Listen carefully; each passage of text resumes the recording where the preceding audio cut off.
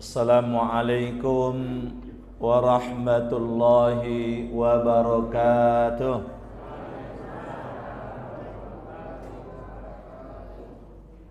Alhamdulillah wa syukrulillah wassalatu wassalamu ala rasulillah allazi la nabiyya ba'dah. Syukur alhamdulillahi rabbil alamin. Kemudian salawat dan salam kepada Rasulullah sallallahu alaihi wasallam. Allahumma salli wa sallim wa barik ala sayyidina Muhammad wa ala ali sayyidina Muhammad. Para alim ulama, cerdik pandai, tokoh masyarakat, bapak, ibu-ibu, hadirin wal hadirat rahimakumullah. Tanpa terasa oleh kita, malam ini kita telah berada pada malam kedua di bulan Muharram 1445 Hijriah. Bahwa sesungguhnya penyebutan tahun Islam itu dengan nama tahun Hijrah ini menandakan bahwa peristiwa hijrah itu adalah menjadi penting.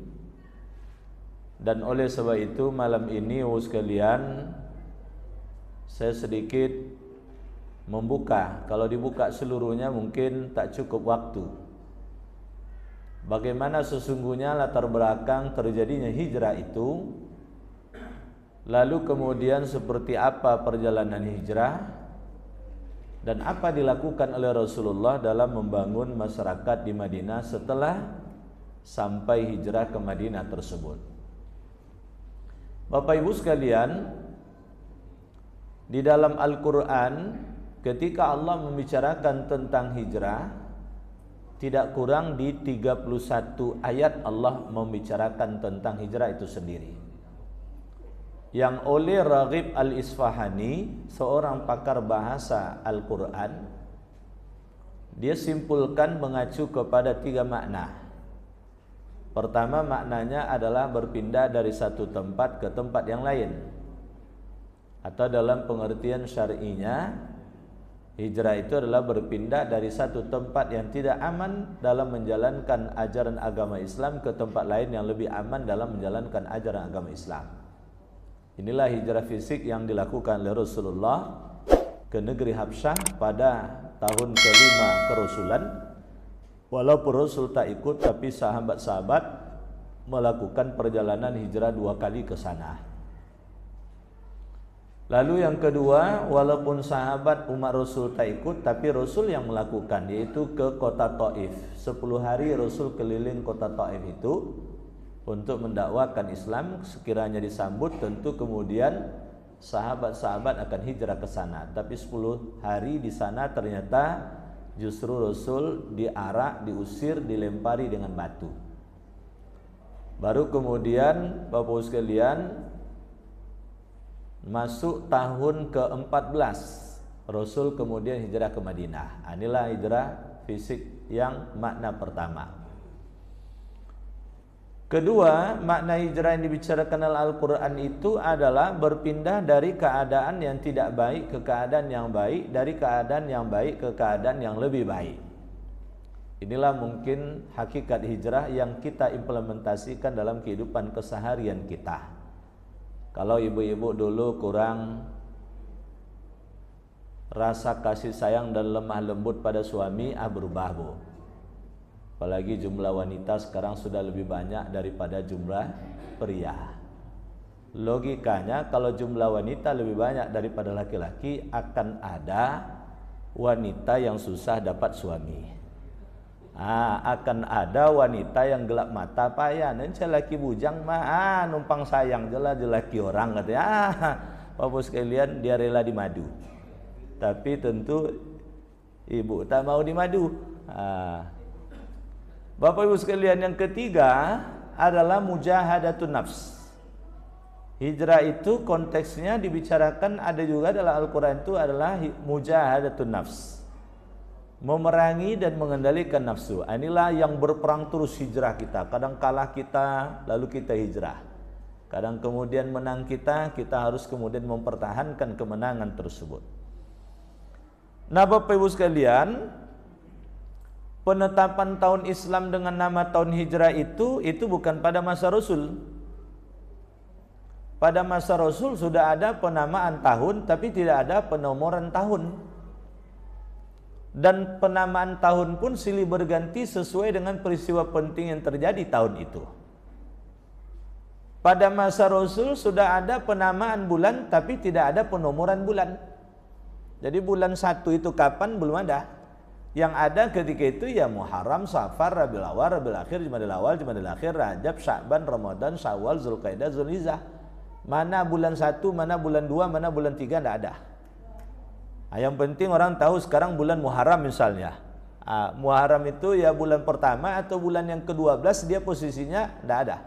Tidak ada yang ketika itu ditentukan. Dan ketika itu hajat orang belum banyak untuk penomoran-penomoran seperti itu. Baru kemudian ada penamaan tahun yang baku dan penomoran tahun serta penamaan bulan yang baku dengan nomor bulannya. Itu masa Umar bin Khattab menjadi khalifah, tahun keempat kekhalifahannya. Umar itu menjadi khalifah Pak Bu selama 6 tahun. Tahun keempat kekhalifahannya, kepemimpinannya. Maka hari Rabu tanggal 8 Rabiul Awal, 7 tahun kurang lebih Pak Bu. Dia 6 tahun tapi sudah masuk tahun ke-7. Sudah masuk tahun ke-7. Tahun ke-7 karena tahun keempat kekhalifahan dari Umar itu, jadi sudah masuk tahun ke-7 setelah wafatnya Rasul. Setelah wafatnya Rasul baru kemudian ditetapkan penomoran tahun dan penamaan tahun yang baku serta ditetapkanlah Muharram itu adalah bulan 1. Ditetapkan Muharram itu bulan 1. Jadi jasa Umar ini luar biasa Pak Bu. Umar ini adalah khalifah yang selalu berinovasi untuk membuat gebrakan-gebrakan kemajuan. Zaman Umar itulah mulai Pak Bu ada sistem penggajian yang sudah sistematis. Zaman Umar itu sudah ada tukang pos yang khusus ngantar surat dari kota ke kota. Jadi istilahnya Pak Pos yang kemudian digaji oleh negara atau zaman Umar itu. Orang Eropa niru Umar bin Khattab Pak Bu. Niru Umar bin Khattab. Nah Indonesia ya kemana nirunya? Tentu ke Umar sebetulnya. Cuman kadang-kala orang-orang sekuler dia niru ke Eropa. Padahal orang Eropa itu sendiri dia belajar dari kemajuan Islam. Nah siapa yang mengusulkan nama tahun Islam itu dengan nama tahun hijrah adalah Ali bin Abi Thalib. Jadi Ali bin Abi Thalib ini cerdas Pak Bu. Padahal usulan ketika itu ada yang kemudian mengusulkan kaitkan dengan kelahiran Nabi. Ada kemudian mengusulkan kaitkan dengan pengangkatan Nabi sebagai Nabi dan Rasul. Ada yang mengaitkan kaitkan dengan peristiwa luar biasa itu Isra Mi'raj. Ada yang kemudian mengusulkan kaitkan dengan wafatnya Rasul. Ali bin Abi Thalib mengusulkan kaitkan dengan hijrah. Karena dengan hijrah itulah terjadi perubahan yang sangat drastis dengan Islam dan umat Islam. Sekali lagi dengan Islam dan umat Islam. Nah Bapak Ibu sekalian, kenapa begitu? Karena memang ketika sebelum Rasul hijrah tuh Pak Bu, itu luar biasa. Kalau kita jadi umat Rasul dengan pola keimanan kita sekarang nih Pak Bu, saya ragu, saya sendiri entah akan kuat keimanan saya entah tidak. Kenapa begitu Pak Bu? Sekali Abu Bakar As-Siddiq saja satu waktu pernah dia diam-diam meninggalkan kota Mekah, tidak sanggup lagi Pak Bu. Melihat Rasul yang luar biasa sebegitu dizolimi, tak ada kemerdekaan sedikit pun.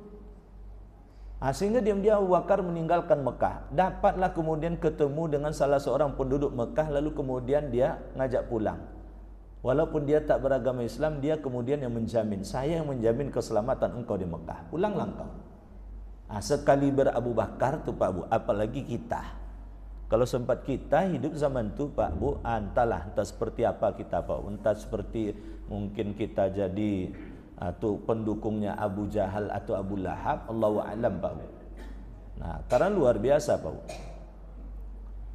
Kita dapat bayangkan Pak Bu, mulai tahun 8 kerasulan Nabi Muhammad itu luar biasa. Nabi dan keluarganya itu diboikot, tak boleh tinggal di kota Mekah. Bayangkan kalau kita, rumah Nabi di Mekah, keluarga Nabi di Mekah, aset kekayaan Nabi di Mekah, semuanya di Mekah, tapi kemudian tak boleh tinggal di Mekah. Siapapun yang fanatik mengikuti Nabi harus keluar dari Mekah, ditempel di dinding Ka'bah Pak Bu. Tak boleh orang Mekah berbicara dengan Rasul, keluarganya serta pengikut Rasul. Tak boleh melangsungkan perkawinan, tidak boleh melangsungkan transaksi dagang. Jadi kalau ada yang melakukan transaksi dagang Pak Bu, itu ditangkap, dijatuhi hukuman berat. Nah, jadi Bapak sekalian luar biasa. Jadi kalaupun ada sisa-sisa kemudian yang dari pembelian orang Mekah Pak Bu, misalnya datang orang pedagang Pak Bu, lalu kemudian datang pula ini keluarga Rasul atau umat Rasul nak membeli, itu langsung diborong oleh orang Mekah Pak Bu. Andaikan bersisa, pedagang tadi diminta menjual semahal-mahalnya sampai tidak sanggup. Ini misal Pak Bu, ini berapa harga nih? 6.000 lah sebut misalnya, dijual 6 juta. Kira-kira sanggup tidak Bapak Ibu membeli botol ini 6 juta? Tidak ada yang sanggup Pak Bu. Sehingga Pak Bu, untungnya orang Arab ketika itu sangat menghormati bulan-bulan haram. Bulan haram itu adalah bulan yang mulia, tidak boleh menzolimi, tidak boleh menyakiti. Itulah dia bulan Pak Bu, Zulqaidah, Zulhijjah, Muharram, Rajab. 4 bulan inilah yang digunakan oleh Rasul dan umatnya memborong kebutuhan untuk 1 tahun. Dapat dibayangkan tuh Pak Bu, dagang tak jalan lagi, ekonomi tak jalan, diboikot. Nak urusan makan saja susah. Tinggal tak boleh di Mekah, akhirnya tinggal di celah-celah Bukit Batu Pak Bu. Tiba musim dingin, Bapak Ibu mungkin belum pernah merasakan puncak dingin di Mekah ataupun di Madinah Pak Bu. Itu bisa minus. Bisa minus Pak Bu. Saya hari Senin lalu ke Bromo Pak Bu. Jadi orang cerita-cerita Bromo di Jawa Timur tu, saya coba pula ke sana Pak Bu, ke puncak Bromo tu.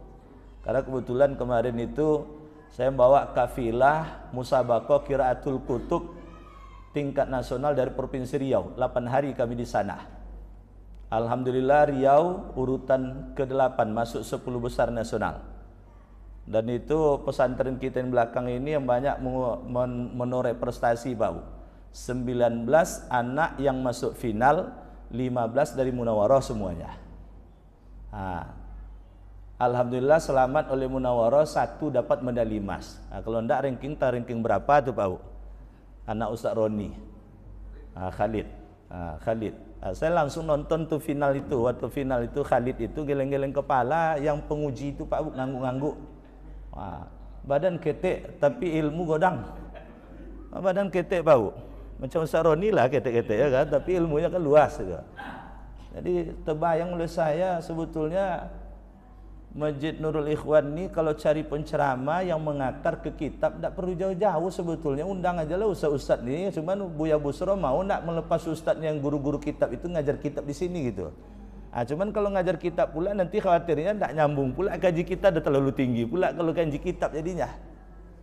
15 orang Pak Bu masuk final dari Munawarah semua Pak Bu. Jadi 70 anak yang kita bawa Pak Bu, itu 27 dari Munawarah, 1 dari Al-Ikhwan. Selebihnya baru dari kabupaten kota lain di Riau. Jadi 19 kemarin yang masuk final itu Pak Bu, 15 itu dari Munawarah semuanya. 4 baru kemudian dari Al-Baidok Pekanbaru, lalu Ibnu Jarir Kampar, lalu kemudian Dar Aswaja dan Sunnah wal Jamaah Rokan Hilir, satu lagi saya lupa itu Baqiyah dari Inhil tidak salah. Selebihnya dari tambah lagi Basul Kutub. Basul Kutub itu yang Ma'an Ali Munawarah ini juara 1 pula dia Pak. Sayangnya tidak pengaruh ke medali. Kalau pengaruh ke medali itu 2 medali emas kita. Kenapa begitu? Karena Man Ali belum seluruh provinsi yang ada di Indonesia ini punya Man Ali. Riau cuma satu punya Man Ali, yaitu Menawarani Pak Bu. Kemudian lalaran namanya, ada lalaran itu Pak, menyenandungkan sorof itu dari buku Alfia itu juara 2 pula, cuman tidak punya pengaruh terhadap medali karena eksibisi masih. Jadi alhamdulillah Pak Bu. Jadi kemarin itu saya coba pula ke Bromo tuh Pak Bu, dingin luar biasa rupanya. Berjalan sebentar saja naik ada sesak napas dibuat karena dingin tuh Pak Bu. Atau bayang oleh saya Rasul Pak Bu, bagaimana Rasul di musim dingin 2 tahun lamanya diboikot di luar kota Mekah. Tak ada pakaian yang cukup. Itu sebabnya selesai pemboikotan itu Pak Bu, beberapa bulan, 10 bulan setelah itu sakit dan meninggallah istri Rasulullah, Khadijah binti Khuwailid. 3 bulan kurang lebih setelah itu meninggal pula Abu Talib Pak Bu. Abu Talib ini adalah pemimpin tertinggi dari kabilah Bani Hashim. Bani Hashim Pak Bu. Jadi ketika itu seluruh suku-suku sudah ingin membunuh Rasul. Untunglah kabilah Bani Hashim ini masih ada Abu Talib. Walaupun belum beragama Islam, dialah yang mengendalikan agar kemudian selalu membackup Rasulullah. Nah, Abu Talibnya meninggal. Siapa lagi yang akan melindungi Babu? Naiklah pengganti Abu Talib, pemimpin tertinggi dari keluarganya Rasul, dari suku keluarga Rasul. Siapa itu? Abu Lahab, paman Rasul. Tidak ada lagi melindungi Babu. Khadijah pun meninggal. Sehingga dalam kondisi seperti itulah Babu sekalian, beberapa bulan setelah itu sempat nikah Rasul Pak Bu. Nikah pun itu tujuannya adalah untuk menyelamatkan. Namanya Ummu Habibah. Suaminya murtad pula. Anak banyak. Jadi apa-apa kalau nak nikah balik cari jando yang banyak anak. Tujuannya adalah mengayomi. Jangan cari anak gadi pula. Rasul kan begitu. Ini menyelamatkan akidah, menyelamatkan keimanan. Ekonomi sedang susah. Rasul sangat susah ekonomi ketika itu, sudah habis semua kekayaan Pak Bu. Padahal sebelumnya, sebelum Rasul menjadi Nabi dan Rasul, menjelang usia 40 tahun, ada yang mengatakan Rasul itu adalah orang terkaya dari seluruh orang kaya di kota Mekah. Habis semua Pak Bu. Khadijah itu meninggal Bu, itu pakaian yang digunakannya tak kurang dari 80 tambalan. Kira-kira ibu punya baju yang sobek-sobek ditambal-tambal Pak Bu, disambung-sambung, dijahit-jahit 80 tambalan Bu. Letolok deh ibu memakai baju macam tu. Orang zaman kini mungkin disangkunya orang gilo dehnya sebanyak tu tambalannya. Nah, karena tidak aman Rasul Pak Bu, kadang sejak meninggal Khadijah Rasul ya tinggal bersama Fatimah. Tinggal bersama Fatimah Pak Bu. Lalu kemudian kadang Fatimah masak terlengah sedikit, tempat masaknya itu dimasukkan kotoran unta. Kadang Rasul sedang ibadah di dalam rumahnya, masuk orang lalu kemudian disirami kepalanya dengan pasir, dilempari wajah dan badan itu dengan kotoran unta, isi perut unta. Tidak aman Pak Bu. Sehingga disitulah Rasul mau berkunjung ke kota Taif, ingin hijrah ke sana, tapi kemudian dia arak pula dilempar Pak Bu, sampai akhirnya pulang ke Mekah.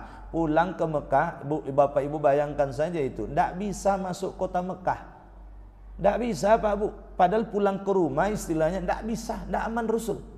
Setiap datang orang dari perjalanan jauh masuk pulang ke Mekah, Rasul menawarkan diri, tolong lindungi saya mau pulang ke rumah. Tidak ada yang mau. Sampai akhirnya ada satu keluarga, itulah yang kemudian mau, lalu kemudian dikumpulkan anak laki-lakinya semuanya, memakai baju besi, lalu kemudian mengawal Rasul. Menyampaikan kepada penduduk Mekah, Muhammad dalam perlindunganku. Siapa yang mengganggu Muhammad berhadapan denganku. Coba bayangkan Pak Bu, awak berharap keluarga macam Abu Lahab. Tahu-tahu orang lain yang kemudian melindungi. Apa tak ibu hati itu Pak Bu? Keluarga yang diharapkan tak ada.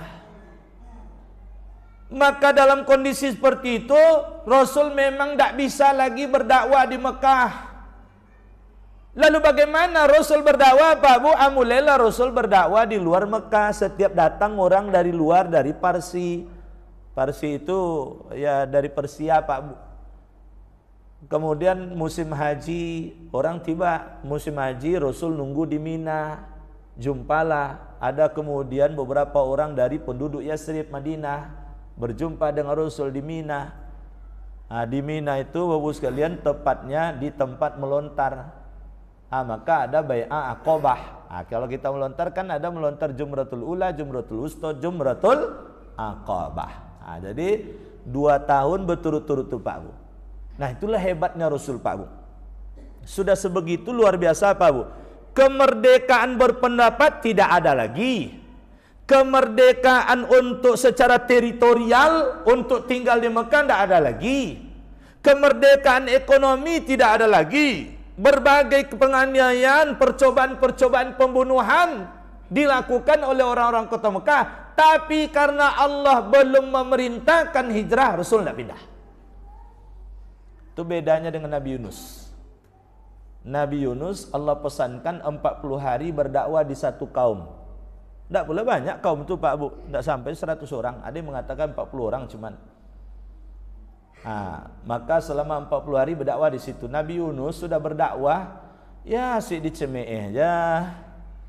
Jadi kalau ada orang yang suka-suka Ceme'eh Pak Bu, berbuat baik, ngajak kebaikan di Ceme'ehnya, itu kelompok-kelompok Yahudi itu zaman Rasul. Zaman Nabi Yunus, umat yang dihadapi oleh Nabi Yunus itu Pak Bu. Nabi Yunus berkesimpulan, tidak mungkin lagi ini dakwah dilanjutkan. Pindah aja lah, pindah. Ditegur oleh Allah. Rasul tidak mau begitu Pak Bu. Tetap dihadang terus walaupun nyawa jadi taruhannya. Walaupun orang-orang Yasrib, walaupun orang-orang Madinah merayu Rasul 2 tahun Pak Bu untuk hijrah ke Madinah.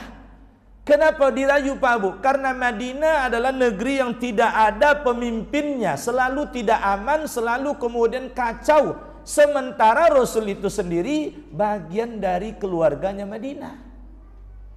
Karena kakek Rasul itu Pak Bu Abdul Muthalib, itu nama aslinya Syaibah. Syaibah itu artinya si uban. Karena ketika dia lahir Pak Bu rambutnya ada berwarna putih, maka dipanggil dengan Syaibah, si uban. Ibunya Abdul Muthalib itu Pak Bu, itu orang Madinah. Jadi Hashim ini ayah dari Abdul Muthalib. Ayah dari Abdul Muthalib artinya ayah dari kakek Rasul. Satu waktu pergi dagang ke negeri Syam, lalu kemudian singgah di Madinah, nikah dengan wanita Madinah. Inilah ibunya Abdul Muthalib. Dengar oleh orang Madinah Pak Bu, ada keluarga mereka yang luar biasa pintar, akhlaknya bagus, tutur katanya lemah lembut, sastra ungkapan kalimatnya itu bersastra, sekalian cerdas orangnya, tapi kemudian tak diterima oleh orang Mekah. Itulah dibujuk. 2 tahun musim haji Pak Bu jumpa terus dengan Rasul dibujuk. Kali pertama itu 12 orang yang datang. Tahun berikutnya, 1 tahun menjelang Rasul hijrah itu tahun terakhir Pak Bu, ada yang nyebut tahun ke-12, ada yang nyebut tahun ke-13 kerasulan Nabi. Itu jumlahnya sekalian 100 orang yang datang meyakinkan. Ada yang mengatakan 78 yang datang. Meyakinkan sekalian, meyakinkan Rasul untuk hijrah. Setelah Rasul yakin, barulah kemudian turun perintah Allah surah An-Nisa ayat 100, baru kemudian dilakukanlah perjalanan hijrah tersebut.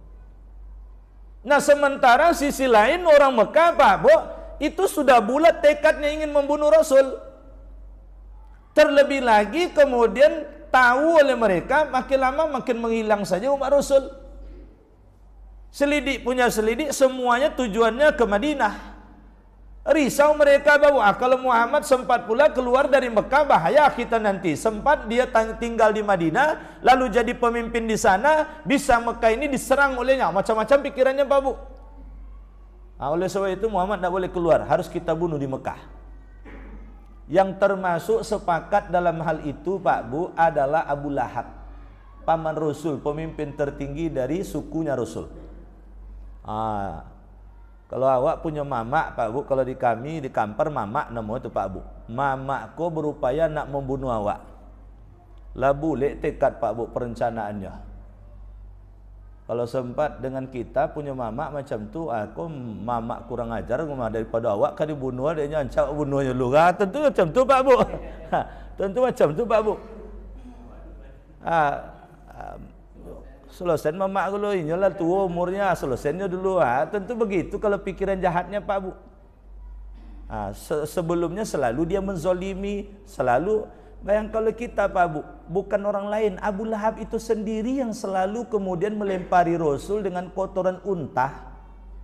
Tidak ada lagi kalimat yang luar biasa jelek yang tak dikeluarkan oleh Abu Lahab untuk Rasul.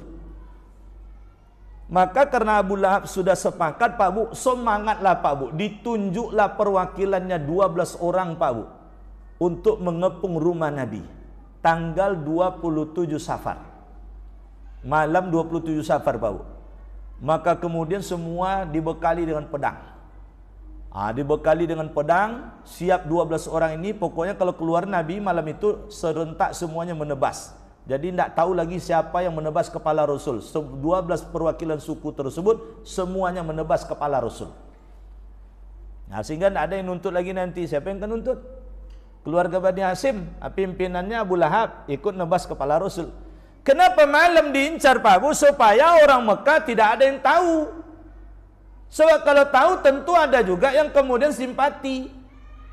Kenapa malam Pak Bu? Karena Rasul suka di sepertiga malam akhir itu, setiap malam dia keluar rumah menuju Ka'bah. Dia beribadah di Ka'bah Pak Bu. Jadi orang-orang Mekah tidur, Rasul ibadah itu. Jadi diincar, dikepung Pak Bu.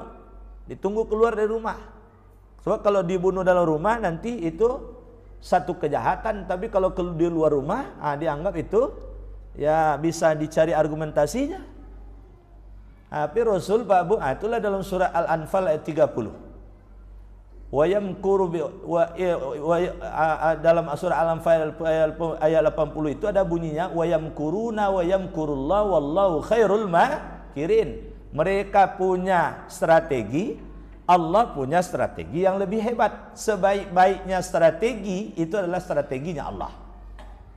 Rasul keluar malam itu Pak Bu, diambil pasir oleh Rasul, lalu kemudian dilempar ke atas mereka, kena kepala mereka, menutupi pandangan mata mereka. Maka kemudian dalam surah Yasin ayat 9 dibunyikan tuh Pak Bu. Wa ja'alna min baini aidihim saddaw wa min khalfihim saddam fa'aghshaynahum fahum la yubsirun. Selalu Bapak Ibu baca tu. Tapi jadi praktekkan pula. Mereka nunggu pula di depan pintu masjid ambil pasir. Wa ja'alna min baini aidihim saddaw wa min khalfihim saddam fa'aghshaynahum fahum la yubsirun. Kau nak nampak bolehnya ambil tinju lah kepala pak goceknya. Nampak tu Bapak. Sebab itu yang macam itu bukan untuk dimain-mainkan. Bapak Ibu hadirin wal hadirat rahimakumullah. Setelah berjam-jam menunggu, sudah hampir pula terbit fajar, lewatlah seorang laki-laki. Nampak oleh orang laki-laki ini, di antara yang nampak oleh dikenalnya adalah ada Abu Jahal, ada Abu Lahab. Ngapa kalian di situ? Abu-abu. Ini kan dua abu tu Pak Abu. Abu Jahal, Abu Lahab, abu-abu. Kalau ibarat bahasa kita Pak Abu, abu-abu. Kalau abu-abu kan tak joleh Pak Abu. Tapi kalau Abu tu satunya Abu Bakar, itu joleh Pak Abu. Tapi kalau abu-abu, Abu Jahal, Abu Lahab, Abu Sufyan, abu-abu. Kalau abu-abu tak joleh Pak Abu. Jadi ngapa kalian ndak ada ngapa-ngapa dah, kami nunggu Muhammad dia. Ngapa kalian tunggunya Muhammad doanya? Saya sudah nampak dari tadi, saya memperhatikan kalian lagi ditebarkan rambut di ubun-ubun kepala kalian itu oleh Muhammad, dan dia sudah lewat sekian jam lalu. Kalian tunggu apa juga kalian tunggu? Enggak, tu tidur dalam itu katanya. Rupanya tidur tu ahli Pak Bu. Itulah yang disebutkan tadi, hebat strategi makar mereka, lebih hebat lagi strategi makarnya Allah. Wah, kalut mereka Pak Bu. Muhammad sudah keluar Mekah, bahaya ni, bahaya ni, bahaya ni. Akhirnya Pak Bu, seluruh jalan dicari kemana arahnya jalan menuju Madinah tersebut. Tak juga dapat Pak Bu, dilelanglah Pak Bu, dilelang. Siapa yang mendapatkan Muhammad hidup ataupun mati diberi hadiah 100 ekor unta.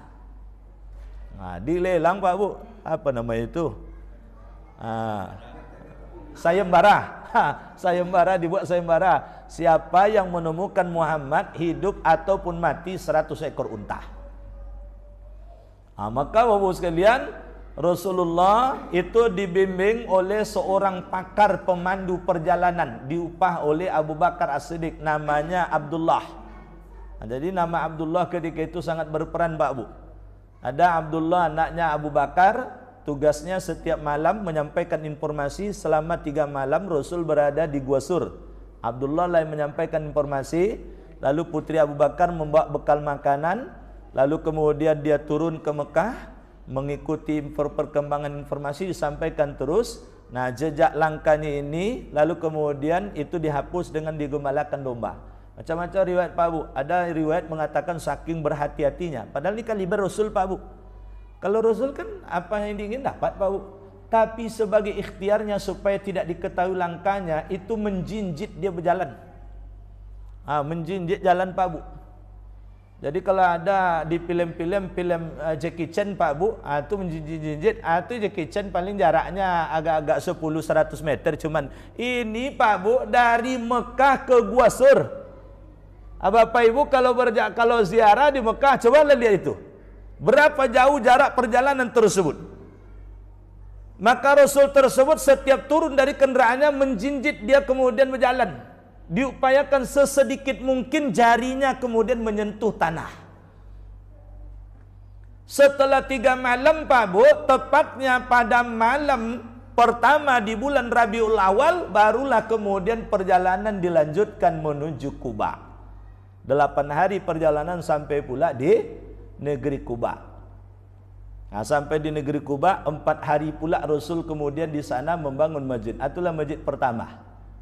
Maka kata Rasul dalam riwayat itu disebutkan siapa yang ziarah ke masjid Kuba itu fadilahnya sama dengan 1 kali umrah. Dan Rasul kalau tidak dalam perjalanan, kalau dia tinggal di Madinah, setiap hari Sabtu dia selalu ke masjid Kuba. Maka orang yang berziarah ke Madinah rugi kalau sekiranya dia tidak berziarah ke masjid Kuba. Sekarang di masjid arah dari Madinah itu Pak Bu ke masjid Kuba itu sudah bisa berjalan kaki. Ada di jalur dibuat khusus untuk pejalan kaki. Habis subuh jalan misalnya sekitar 20 menit, paling lama setengah jam sampai ke masjid Kuba. Malah kemarin ketika saya umroh sekalian, ketika saya haji tahun lalu itu sudah ada becak. Jadi siapa ingin merasakan nak naik becak di Madinah tu Pak Bu, naik becak ke Masjid Kuba. Nah, harganya 20 rial. 20 rial pergi, 20 rial pulang. Malah kemudian di Madinah itu sekarang sudah ada bus gratis untuk keliling kota Madinah. Kalau ingin naik taksi 20 per orang, 20 rial per orang. Maka kalau Bapak Ibu nanti pergi ke sana, jangan lupa ke Masjid Kuba tersebut. 12 Rabiul Awal Rasul kemudian meninggalkan Kuba tepatnya pada hari Jumat. 500 meter Rasul berjalan, masuklah waktu zuhur. Lalu kemudian Rasul mendirikan solat Jumat. Maka sekarang di tempat itu ada namanya Masjid Jum'ah. Itulah solat Jumat perdana atau pertama kali lakukan oleh Rasul. Baru setelah itu Rasul masuk Madinah. Madinah sudah lama menunggu. Begitu dapat informasi Rasul sudah meninggalkan Mekah, ditunggu tiap hari Pak Bu. Saya kemarin ketika umroh bulan Mei Pak Bu, itu berkesempatan berkunjung ke Museum Rasulullah. Itu Bapak sekalian divisualisasikan dalam bentuk film Pak Bu. Bagaimana antusiasnya masyarakat Madinah itu menunggu kedatangan Rasul. Manjat-manjat pohon kurma Pak Bu. Dari kejauhan nampak Rasul bersama Abu Bakar.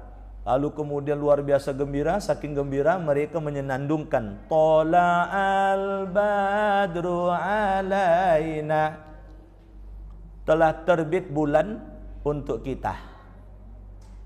Min saniyatil wada', dia datang dari celah-celah Bukit Wada'. Apalagi Pak Bu sambungannya itu? Wajib syukru alaina, wajiblah kita bersyukur atas kedatangannya. Mada'a lillahi da, dia adalah seorang pendakwah yang tugasnya sebagai seorang dai yang mendakwakan tentang perintah-perintah. Itu makanya kalimat ini jangan sembarang baca Pak Bu. Iku asal tiba orang Tola'al badru alaina, yang tiba tu Pak Bu entah solat entah. Tolak al-badru ya tadi Pak Bu. Telah terbit bulan apa? Jadi saya kadang-kala sedih juga Pak Bu. Jadi apalagi tahun-tahun politik asal tiba orang membawa piti Pak Bu lah tolak al-badru ya leh. Asal tiba membawa jilbab atulah tolak al-badru ya Pak Bu. Ayah ndak pona-pona ke masjid, masuk masjid ya Pak Bu. Bersambut pula. Ada video dulu yang terkenal Pak Bu, ndak beragama Islam, dia cium tangan pula ke dia. Dikasih pula sal. Ada tolak al-badru pula di situ. Tolak al-badru apa Pak Bu? Telah terbit bulan. Dia datang dari celah-celah bukit wadak mano di siko. Wajib pula kita bersyukur atas kedatangannya. Nya kepentingannya supaya inyo dipilih Pak Bu. Wajiblah bersyukur dengan kedatangannya. Inyo yang wajib bersyukur awak tunggunya Pak Bu. Sudah itu inyo seorang dai, dai mana pula? Jadi kalimat ini jangan sembarang baca Pak Bu. Sangat ibu-ibu grup rebana jangan sembarang sebut. Kalau tamu istimewa, soleh orangnya, taat ibadahnya, akhlaknya bagus, ilmunya luas, datang dia misalnya, sambutlah tolak al-badru karena dia adalah pelanjut tugasnya Rasulullah sallallahu alaihi wasallam. Atau ada pemimpin yang adil, peduli dengan rakyatnya, sambutlah dengan tolak al-badru. Tapi kalau caleg ndak jole baru modelnya Pak Bu ajan tolak al-badru, salam je lah, selamat datang Pak. Itu je lah sebut. Jangan pakai tolak al-badru. Beko naik hidung ke langit go Pak Bu. Lupa diri dia. Cari Bapak Ibu hadirin wal hadirat rahimakumullah. Lalu sampai di Madinah Pak Bu, apa yang dilakukan oleh Rasulullah? Yang dilakukan oleh Rasul, bagaimana Madinah aman, ekonomi Madinah sehat, lalu kemudian Bapak sekalian, suasana dari Madinah tersebut ekonominya sehat, lalu kemudian suasananya penuh dengan kekeluargaan. Itu yang dilakukan oleh Rasul Pak Bu. Maka untuk itu perlu ada titik sentral mengatur itu. Itulah dia masjid. Maka Rasul bangun masjid. Itu bedanya Rasul dengan developer zaman sekarang Pak Bu. Developer kalau buka wilayah, buka perumahan, rumah dibangun deh nyolo. Nabi begitu sampai Madinah, bukan rumah dia yang dibangun, bukan rumah sahabat dibangun, masjid yang dibangun. Jadi kalau ada pengusaha-pengusaha developer hadir malam ini Pak Bu, buka perumahan, masjid dulu bangun. Insya Allah untung besar tuh Pak Bu. Yakinlah Pak Bu. Saya ada pengusaha developer ketika itu Pak Bu. Tidak lama setelah saya ceramah, sekitar 15 tahun lalu Pak Bu, saya ceramah. Tahu-tahu 2 tahun setelah itu saya ketemu lagi, saya praktekkan Ustadz dia.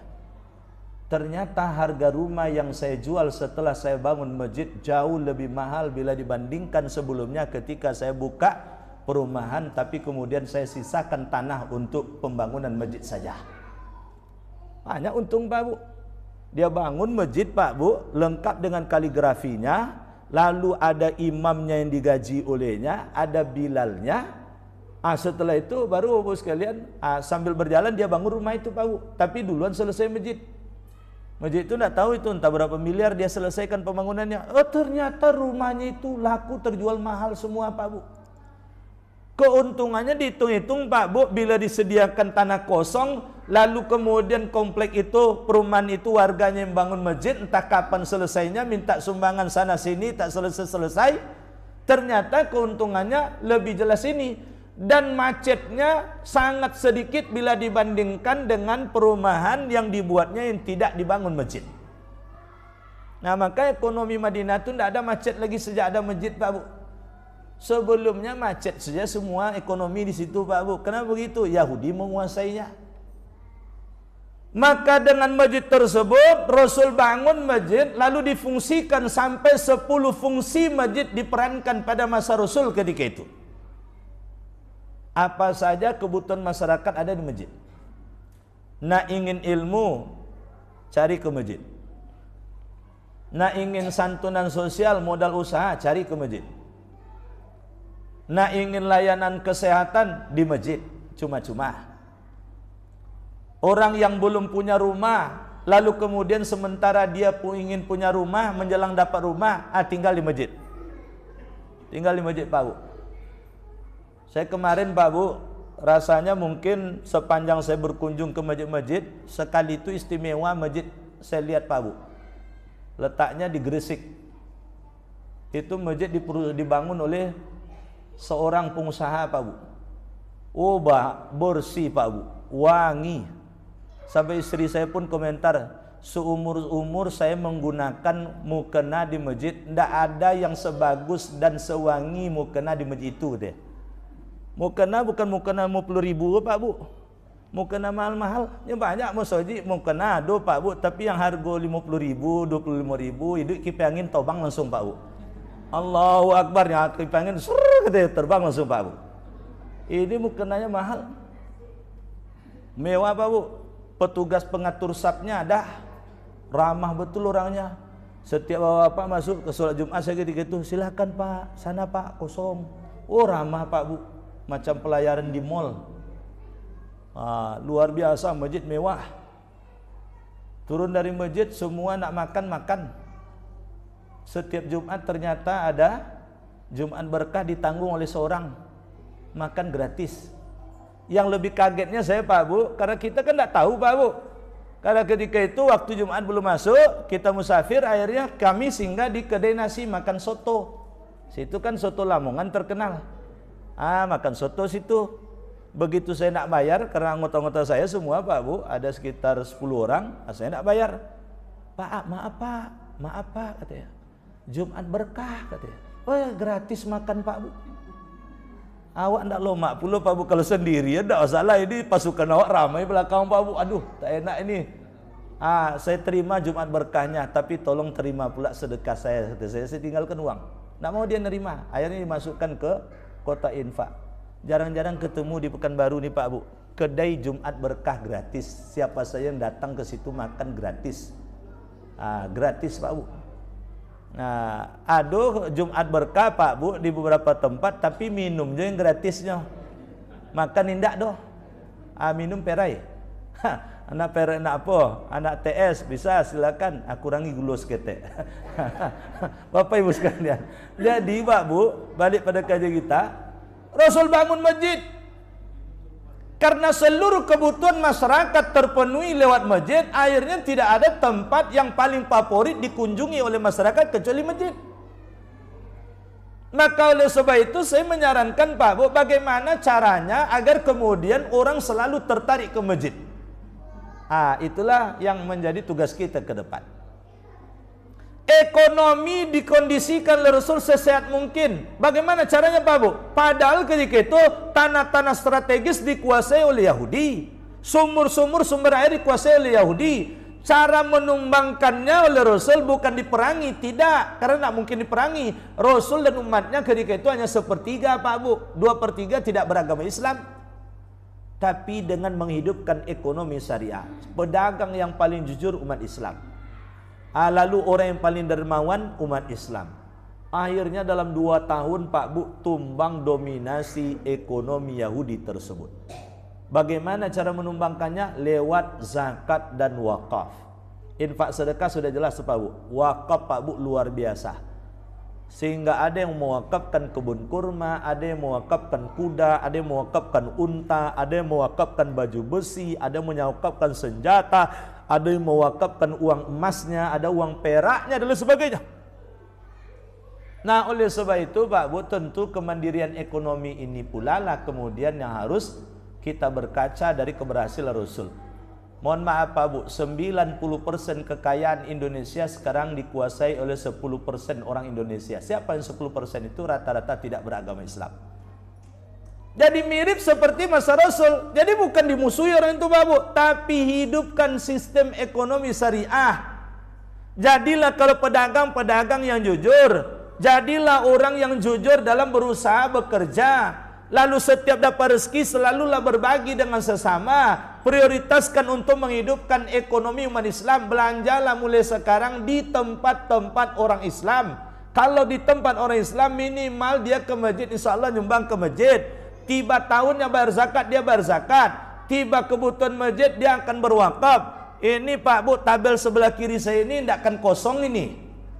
Kalau banyak pengusaha-pengusaha, orang-orang yang punya rezeki Pak Bu, kita hidupkan ekonominya. Tapi kalau yang tak beragama Islam Pak Bu, belanja aja ke mall ten. Adanya bawa kop, adanya berzakat. Nah, kalau beragama Islam, iya kalau memang kemudian dia taat beribadah Pak Bu. Iko kadang belanja beda 500-nya diantar jo piti ke tompe orang yang tak joleh agama Pak Bu. Biarlah lebih sedikit Pak Bu, tapi dia adalah orang yang taat beragama. Insya Allah dia akan berzakat, akan berwakaf. Minimal beban umat Islam akan berkurang. Kalaupun dia belum mampu mungkin berzakat, tapi minimal beban umat Islam kurang. Nah, banyak hal yang ingin saya sampaikan Pak Bu, tapi waktu kita terbatas. Ini setidaknya memancing semangat kita untuk kemudian mencintai Rasul, mengetahui jejak langkah perjuangan hidup Rasul dalam menyebarkan Islam, sehingga kemudian kita punya komitmen yang kuat dengan agama Islam, semakin cinta pada Rasulullah SAW, istiqamah dengan keimanan kita. Terima kasih atas segala perhatian. Mohon maaf atas khilaf dan salah. Subhanakallahumma wa bihamdika, asyhadu an la ilaha illa anta, astaghfiruka wa atubu ilaik. Assalamualaikum warahmatullahi wabarakatuh.